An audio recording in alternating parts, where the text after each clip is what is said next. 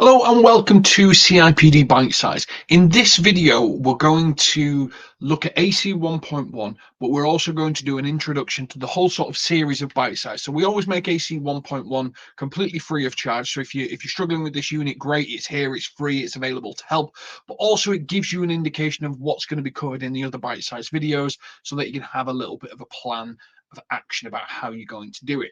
Now, 5HR02 focuses on the following.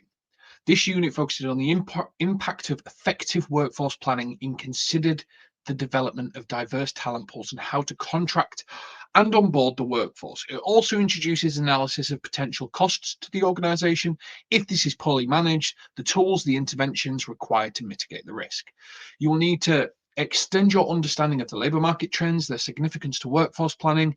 You will explain how organizations position themselves to impact changing labor markets on resourcing decisions, how to evaluate techniques and support the workforce planning, and assess the strengths and weaknesses of different methods of recruitment selection aimed at building effective workforces. Additionally, you will examine turnover, retention trends, compare different approaches to developing and retaining talent. And finally, you will learn the importance of managing contractual arrangements with onboarding. So this is basically recruitment, retention, and onboarding. That's what we're going to be looking at in this unit. And the way that we're going to look at this is we're going to look at the assessment criteria, not the question. And to explain how this works, so you've all seen the riddle. Imagine you're the driver of a bus and the bus stops at the first thing and you get 5 passengers, then you drop off 4 passengers, then you get 3 passengers and you drop off 4 passengers, and then you add 6 passengers and you drop off 7 passengers. And then the question is, who's the driver of the bus? Which obviously at the start I say you're the driver of the bus. That is what these questions are set up like. So the scenario in what you're probably reading is new entrants to the parcel delivery market and other labour market competitors have adversely affected parcel care's ability to compete in the labour market. Explain how parcel care can strategically position themselves in a competitive labour market. So what you'll notice is the final sentence is explain how parcel care can strategically position themselves in a competitive labour market. That is the question. These units have a lot of seasoning. Let's call it seasoning. But the meat of the question is still the same. So within Bitesize, we're going to focus on the assessment criteria question so that you don't get caught out by the salt and pepper and seasoning and all the background stories and stuff like that. However, we will mention the question, the overarching question, just so that it can sort of make sense. This is done so that markers and moderators can look at the exact question and work out if you answered it correctly. So markers and moderators will just be reading AC 1.1. And you can see it in the learner assessment briefs. You'll see that the assessment criteria towards the bottom of the page just focuses on AC 1.1. So that's one of the tricks that they do. And to make sure that you're looking past general information and you get into the meat of the question. It's something that happens in business. It's something that happens in life. Someone will explain a massive scenario, hugely long story, and then get to the question at the end. And the question is the pertinent bit of information. So we're going to focus on the question. We're going to break down the question. We're going to break down the question into its component parts. We're going to put an action plan together for the question. We're going to ensure that we answer the question so that we can pass the unit. But we're going to do that in the most efficient and effective way possible. Now, 5HR02 is made up of 10 questions, and you have a total word count of 3,900 words. So that is 390 words per question.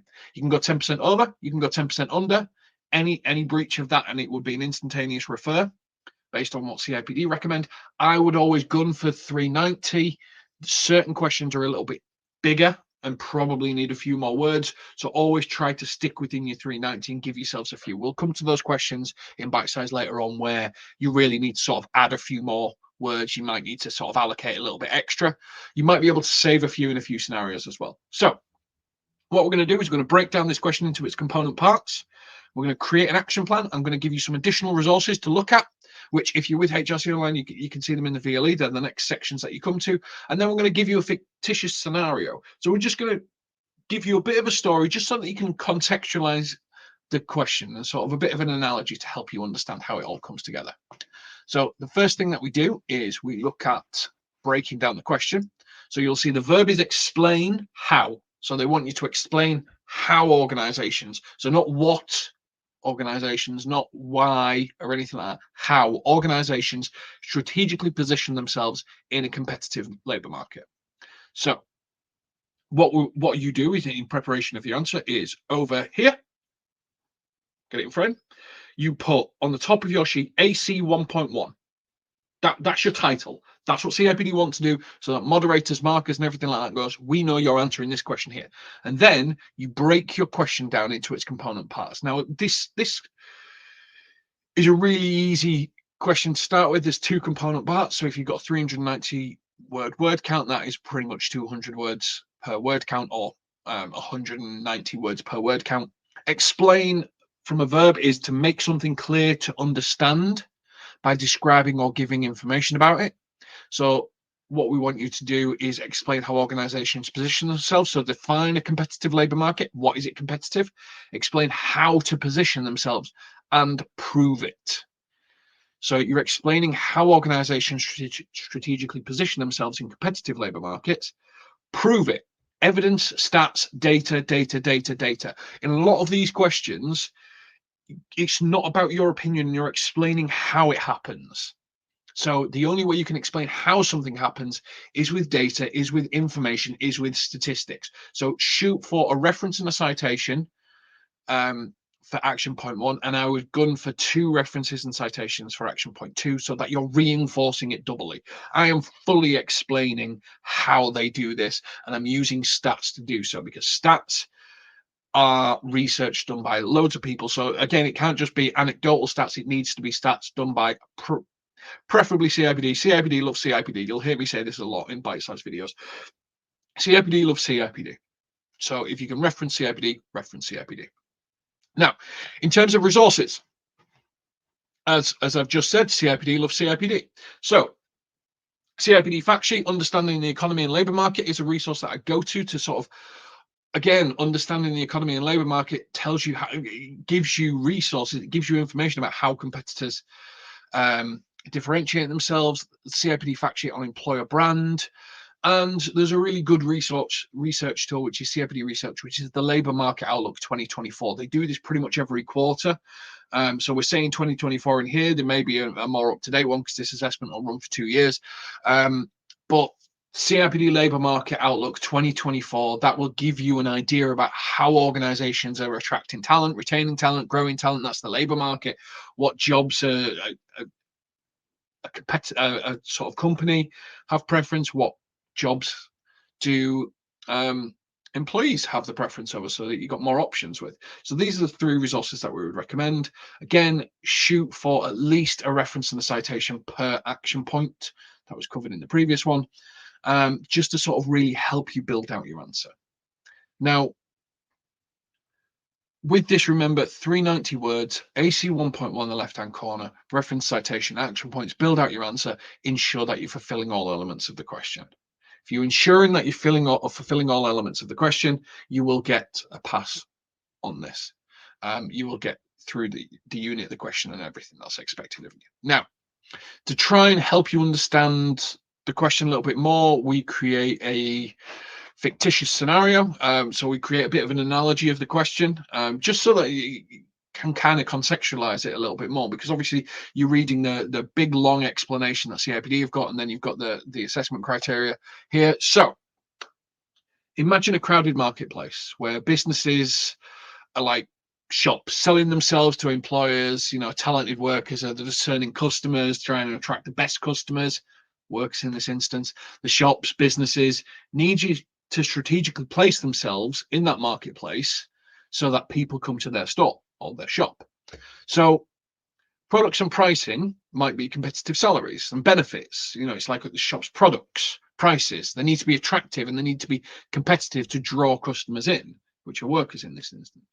Shop's ambience might be the company culture. It's like a welcoming, positive environment with good lighting, friendly staff, things laid out well, things positioned well. So friendly staff might be the managers, make customers feel comfortable and want to stay and want to visit them. Unique selling propositions, so USPs, what makes the shop different to others. This could be similar to employee brand. Maybe the shop offers unique benefits, a chance to earn a special craft. It might give you the opportunity to study CIPD qualification. Or it might create a fun environment. I think Google are famous for having a slide in the middle of their office, which for some reason makes it fun. Customer service. So again, you approach that stall, the recruitment and onboarding process like as a customer. Is it smooth? Is it efficient? Is it clear communication? Do they make a good first impression? There's nothing more annoying as a customer when you go to a stall or something like that and you go to purchase something and you go, okay, well, I've got a £5 note, and they go, oh, sorry, we don't have any change, so you're going to have to do this or do that or do the other. It creates a difficult customer experience. Imagine customer service is your onboarding. How easy is it for someone to join your organization? And then customer retention, keeping employees happy is like retaining customers. The happier the employee, the happier the customer. The shop might offer loyalty programs, discount, bonuses, career development like CIPD qualifications to keep the customers coming back. Now, what organizations need to do is strategically position themselves in the marketplace. Businesses can stand out from competition by attracting best talent, and just like a well-run shop attracts the most desirable customers, that's kind of what you're doing that's kind of what you need to do to answer this question. So this has been how to answer AC 1.1. Absolutely best of luck with the unit, and we will catch you on the next one. Take care.